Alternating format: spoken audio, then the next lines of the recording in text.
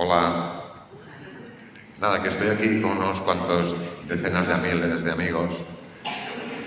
Y he dicho, voy a compartir un chiste con cientos de miles de millones más.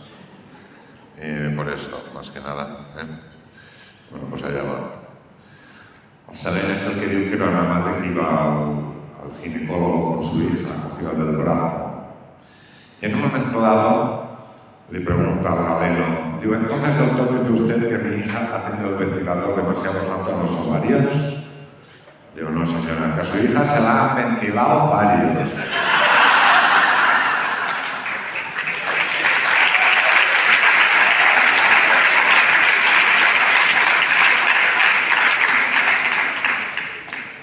En Vinyols i els Arcs.